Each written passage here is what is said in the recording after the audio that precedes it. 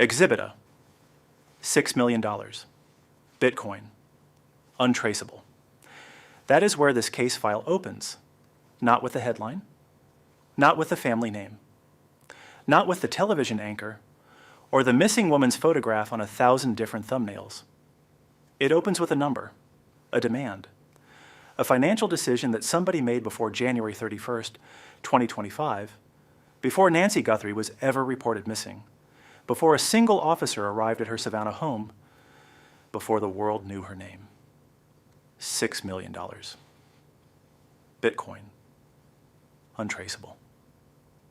In forensic terms, a ransom demand is not just a threat. It is a document.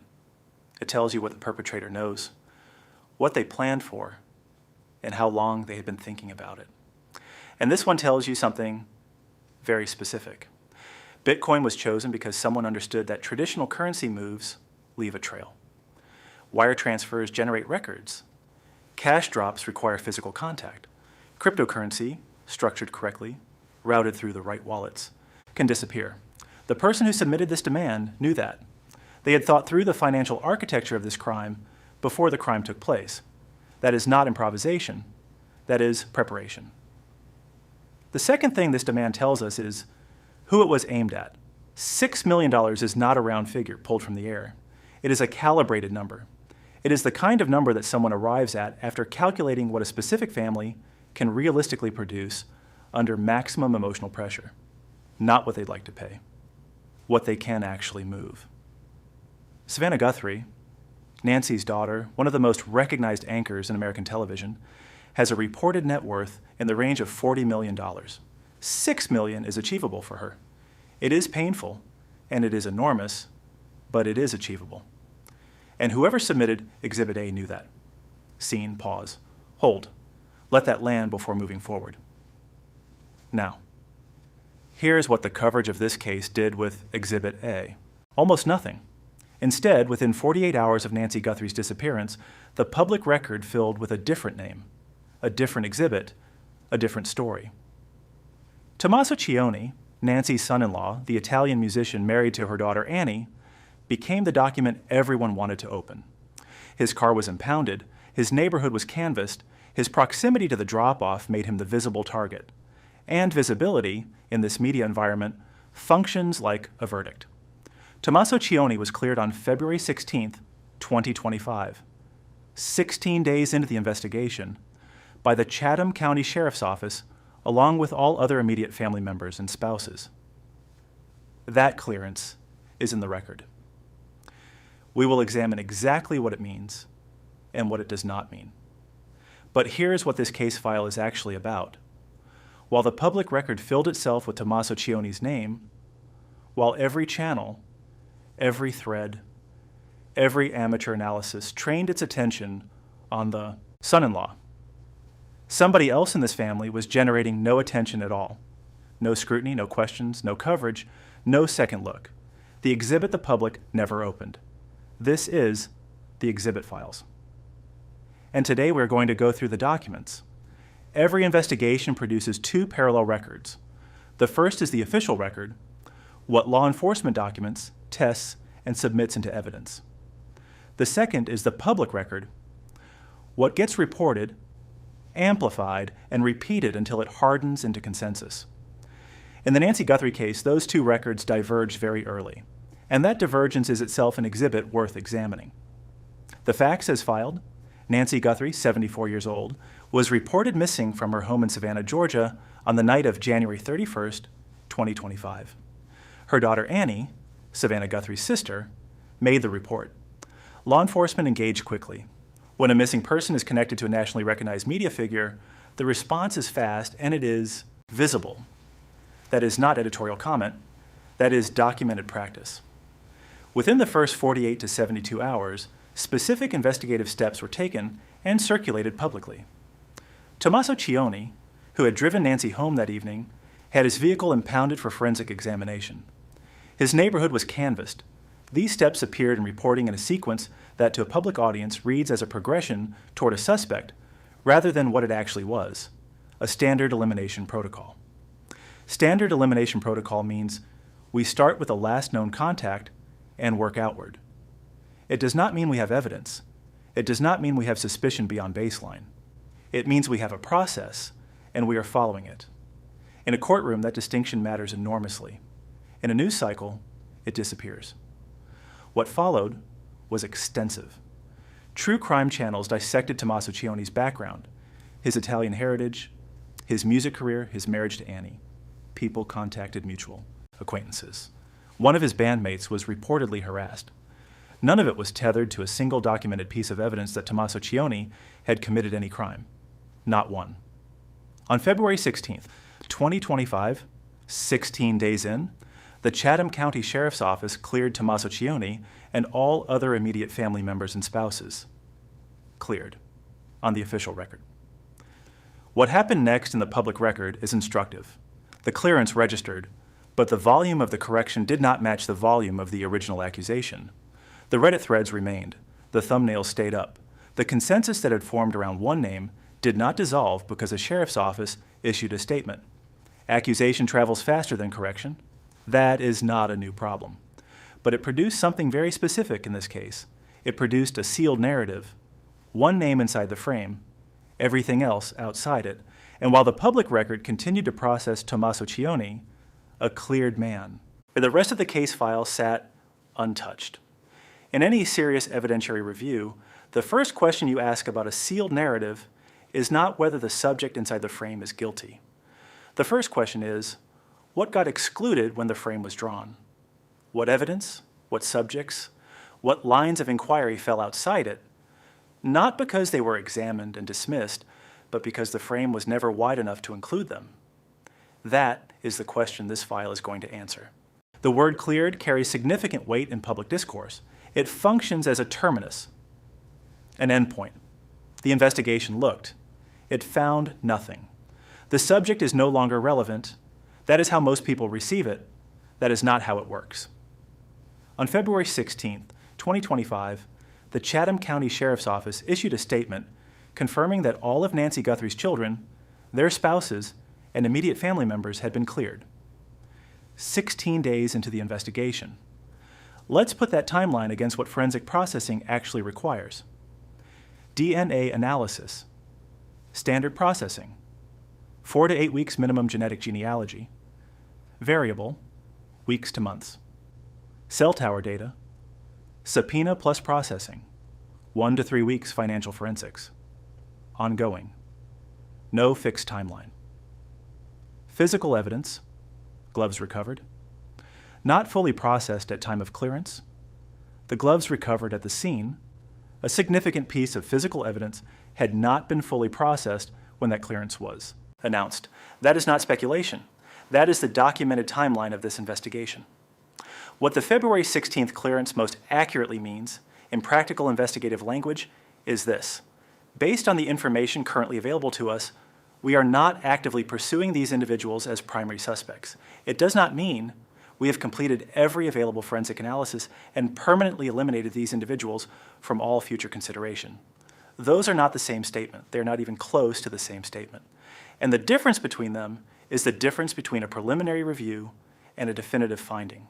Investigations are not static documents. They are living files. People who receive preliminary clearance in week 2 have been named in indictments in month 6. Not because the initial clearance was wrong, but because new evidence created new conclusions. That is how the process works. A clearance is a snapshot of what investigators know at a specific moment. It is not a sealed verdict. There is a second dimension to the February 16th statement that has received essentially no public analysis. The clearance covered all siblings and spouses as a group. It did not specify, for each individual, what investigative tools had been completed, what corroborating evidence had been reviewed, or whether each person's stated alibi had been independently verified through physical documentation. A verified alibi and a stated alibi are two different exhibits. A verified alibi is corroborated by surveillance footage, cell tower records, a credit card transaction, a credible third-party witness, something that exists outside the person's own account of where they were. A stated alibi is what someone tells investigators when they are asked. Both go into the file. They do not carry equal weight. The February 16th clearance does not tell us which members of this family had verified alibis and which had stated ones. That information has not been made public. And in a case built on insider knowledge, a case where the perpetrator had to have been close to this family, close to this property, close to this woman, the difference between a verified alibi and a stated one is not procedural. It is material. We are going to open a second file now, not to reach a verdict on the person inside it, to document what is in it, and to ask why, for 30+ days, this file sat unopened in plain sight. Subject: Camron Guthrie. Relationship to victim: son, Nancy Guthrie's only son. Family connections: brother of Savannah Guthrie, brother of Annie Guthrie. Military service: United States Air Force, 26 years aircraft, F-16 fighter jet unit, Vermont. Air National Guard, the Green Mountain Boys. Rank at retirement: colonel, full colonel. 06 retirement date: 2018, public record post. 2018, essentially none. Let's go through these entries one at a time because each one has analytical. Wait, 26 years. That is not a standard enlistment extended a few times. That is a deliberate, sustained military career built across decades. To reach the rank of full colonel in the Air Force, 06, represents the top roughly 10% of officers. That rank is not granted by time served. It is earned through sustained performance, command evaluation, and demonstrated excellence in high-stakes operational environments. F-16 pilots specifically are selected through a process that filters for a very particular cognitive and behavioral profile. Not impulsive, not reactive, methodical. These are individuals who war game scenarios before they execute them, who build contingency plans before they need them, who understand that in a high-pressure environment, the quality of your preparation determines the quality of your outcome. That profile does not retire when the uniform comes off. In 2018, Camron Guthrie closed that chapter. 26 years, full colonel, F-16. Pilot, and then, on the public record, essentially nothing. No LinkedIn presence, no professional biography, no second career filed in any public record, no defense contracting affiliation, no academic appointment, no veterans organization role, no published interviews, no media appearances in any documented capacity. 6.5 years of public silence. Now, I want to enter the counter-argument into this file before proceeding because it belongs here. Some people disengage from public life after long careers. Retired military personnel, particularly those with operational backgrounds, sometimes maintain habits of discretion long after service ends. A preference for privacy is a legitimate and entirely unremarkable life choice. I'm not dismissing it. What I'm noting is the contrast.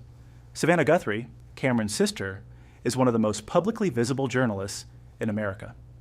Annie Guthrie has a documented social media presence and a traceable public life in Savannah. Even peripheral members of this family have findable digital footprints. And outside the family context, retired colonels with distinguished service records and 26 years in the Air Force do not typically vanish from their professional record. They consult, they sit on boards, they appear at ceremonies, they write. The post-service trajectory of a career officer at that level has a recognizable shape. Camron Guthrie's does not have one, not publicly. There is one additional entry in this exhibit that carries specific analytical weight, and I want to be precise in how I present it. F-16 pilots at Camron Guthrie's career level hold security clearances at the highest classification levels. Their operational training includes, among other things, an understanding of surveillance systems, how they work, how they are positioned, and how they can be defeated or circumvented.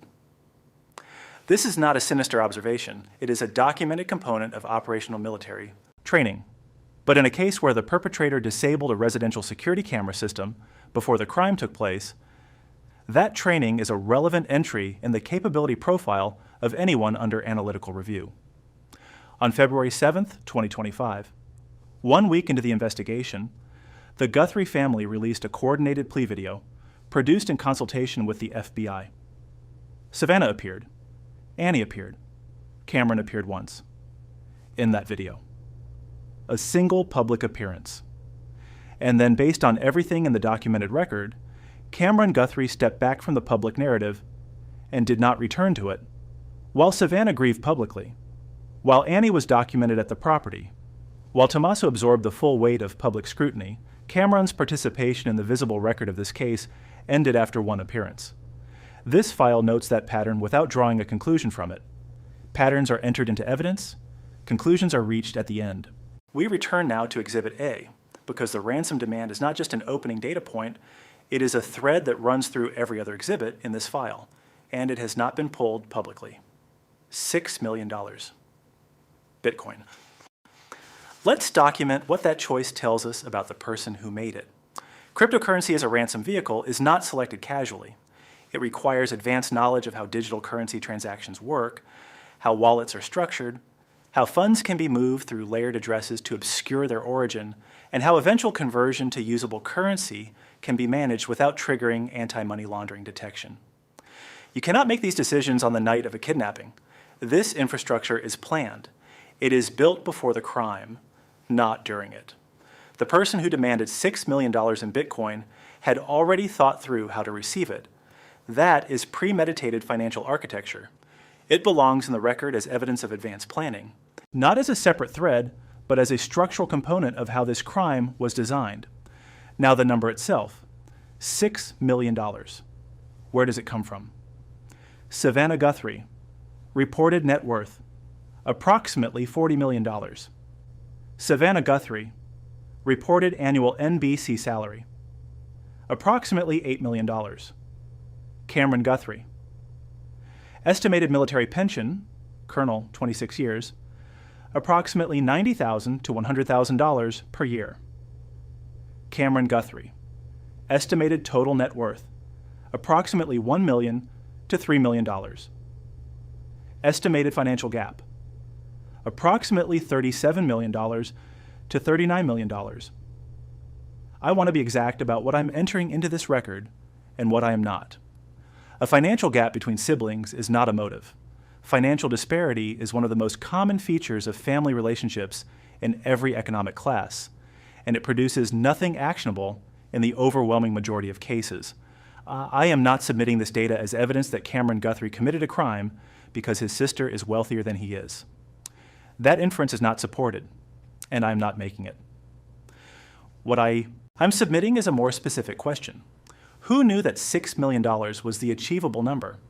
A perpetrator with no connection to this family, no knowledge of Savannah Guthrie's actual financial position, no understanding of what she could realistically liquidate under crisis conditions, might demand more, might demand less, might anchor to a figure that has no relationship to what the family can actually produce. 6 million is a number that sits precisely within the range of what Savannah Guthrie could pay. It is not a fantasy figure. It is not an undershoot. It is calibrated. Calibrated figures come from accurate information. Accurate information about this family's financial reality is not publicly available at that level of specificity. It is the kind of information that lives inside a family, in conversations, in the ordinary, unremarkable knowledge that accumulates between people who have known each other for decades. That is what this exhibit documents, not a conclusion. A question that the financial record of this case demands be asked, and that has not been asked publicly. One final entry in this exhibit. Investigations of this class always conduct financial forensics on all relevant subjects, not just traditional bank accounts, but digital assets, cryptocurrency wallets, and investment positions. Whether that review has been completed for every member of this family and what it found has not been made public. The absence of that information from the public record is itself a documented gap. This exhibit is the most important document in the file because it does not ask who had a motive. It asks something more specific and more forensically useful. Who had the operational knowledge this crime required? Motive is circumstantial. Knowledge is demonstrable. And the Nancy Guthrie kidnapping required 4 specific categories of knowledge that significantly narrow the field of people who could have executed it. Item 1, knowledge of the security camera system. The cameras at Nancy Guthrie's home were disabled or manipulated before the crime. Someone knew where they were positioned. Someone knew how the system was configured. Someone knew either how to defeat it or how to approach the property in a way that kept them outside its coverage. This is not general knowledge. This is not something you find in a property listing or news article.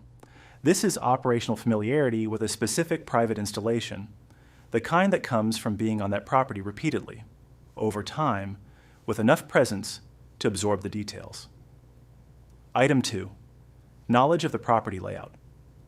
The abduction of a 74-year-old woman from a private residence, executed without triggering an immediate public disturbance, without evidence of prolonged struggle, without a chaotic crime scene, is consistent with someone who knew that property, who knew the entrances, the exits, the interior layout, the points of vulnerability.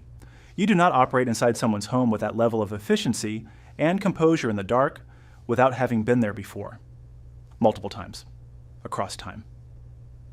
Item 3, knowledge of the victim's medication schedule. Whoever planned this crime knew what Nancy Guthrie was taking and when she took it. The timing and effect of her medications were factored into the operational planning. This is intimate knowledge. This is not sourced from public records, news coverage, or any accessible database.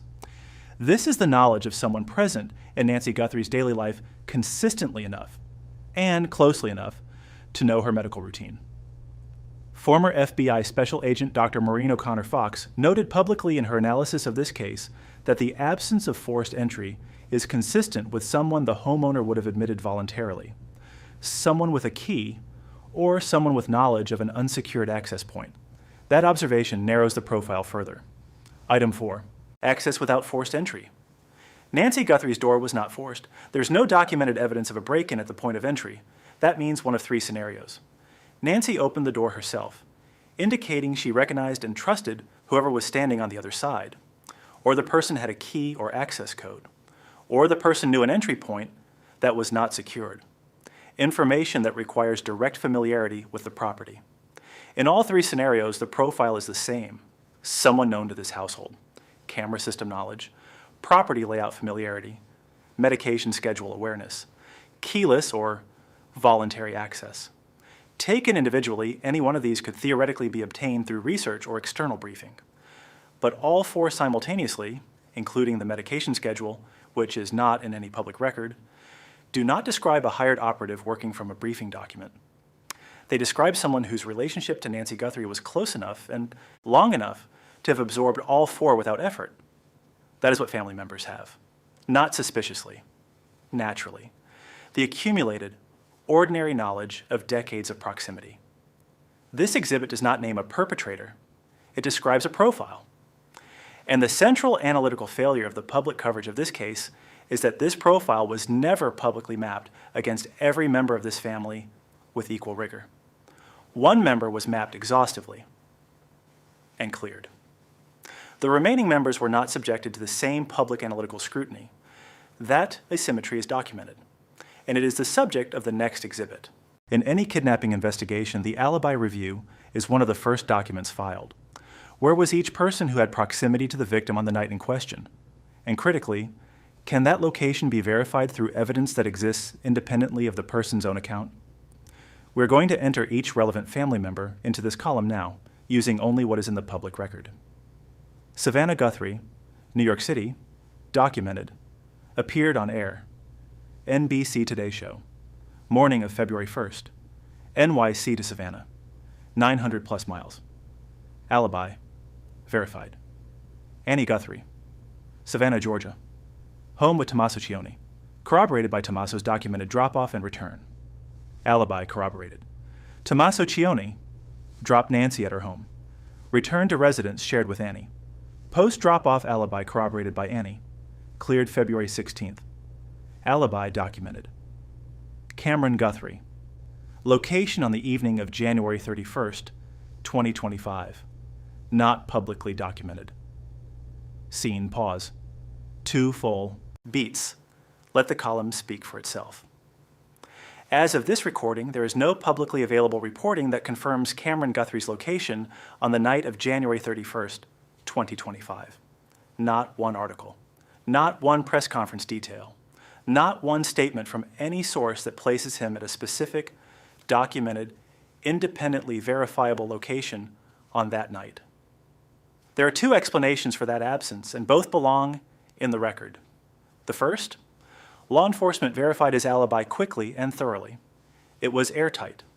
a flight record, surveillance footage, an independent third party. Reporters did not consider it newsworthy because there was nothing to report. An airtight alibi for a cleared family member does not generate a story. That explanation is entirely plausible. The second, the alibi was never pressed for publicly because Tommaso Chioni was the story. In an environment where one subject has absorbed all available scrutiny, the absence of reporting on a second subject is not evidence that their alibi was verified. It may simply be evidence that no one asked. This file cannot determine which explanation is correct. What it can do is document the gap. In a case defined by insider knowledge, premeditated planning, and a ransom demand that required advance financial intelligence, the verified alibi status of every person with access to this family and this property is a material piece of the evidentiary record. One person's verified alibi status is not publicly documented. That entry in the alibi column is blank. And blank entries in an alibi column are not procedurally neutral. They are unresolved. One final entry in this exhibit.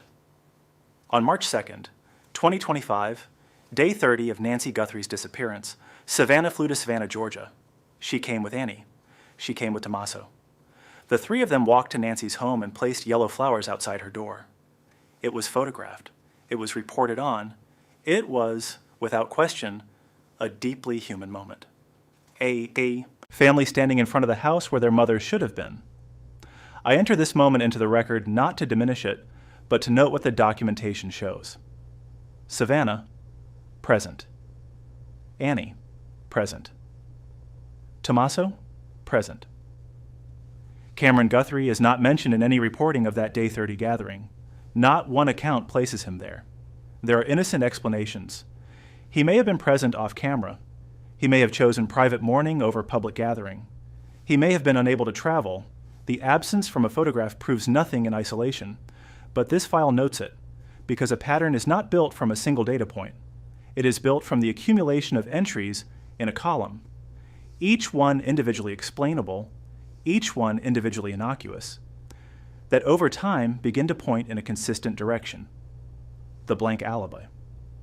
The 6.5 years of silence, the single public appearance, the day 30 absence. Each entry alone means nothing. As a column, they constitute a record that was never publicly read. This is the closing statement, not a verdict. Verdicts require completed investigations, fully processed evidence, and a legal standard of proof that this file does not claim to meet. What this file contains is an analytical record assembled from publicly available information of the questions that were not asked, the exhibits that were not opened, and the column entries that were left blank. Let the record reflect the following. Item 1. No publicly confirmed alibi exists for Camron Guthrie for the evening of January 31st, 2025. Has that location been independently corroborated with physical evidence? Item 2. Camron Guthrie's access history to Nancy Guthrie's Savannah home has not been publicly examined. When was he last inside that property before January 31st? Item 3. His familiarity with the camera system at Nancy's residence, expected for any regular family visitor, has not been publicly analyzed in the context of a crime that required that camera system to be defeated. Item 4. A full financial review, including digital assets, cryptocurrency holdings, and investment positions, has not been confirmed publicly for all family members. Item 5. 6.5 years of post-retirement life with no public record. What does the private record, accessible to investigators, document for that period? Item 6. The ransom demand of $6 million in Bitcoin was calibrated to a specific financial reality inside this family. Who had the information required to set that number? These items are not accusations. They are unresolved entries in a file that should have been opened weeks ago. The fact that they were not, that the full weight of public scrutiny was loaded onto a single cleared subject while a second subject generated essentially no analytical attention, is itself a documented feature of this case, not a flaw in the investigation, which may have addressed all of these questions internally. A flaw in the public record. Tommaso Chioni's car was impounded. His neighborhood was searched. His bandmate was harassed. Every channel had his name in the thumbnail. And while all of that was happening, or While the entire public apparatus of true crime coverage was pointed at one man, a retired F-16 colonel with 26 years of operational experience, no publicly confirmed alibi for January 31st, no public presence since 2018, and direct family access to every piece of insider knowledge this crime required. Did not receive a single public second look. Nancy Guthrie is 74 years old. She is someone's mother. She's a real woman who has been missing. Every exhibit and every file connected to her disappearance deserves to be opened, read, and entered into the public record. This file is now in the record. The exhibit files. Case open. If new evidence surfaces, if the investigation files new documentation, if any of these entries get resolved publicly, this channel will be here. Subscribe. And this file stays open until Nancy Guthrie comes home.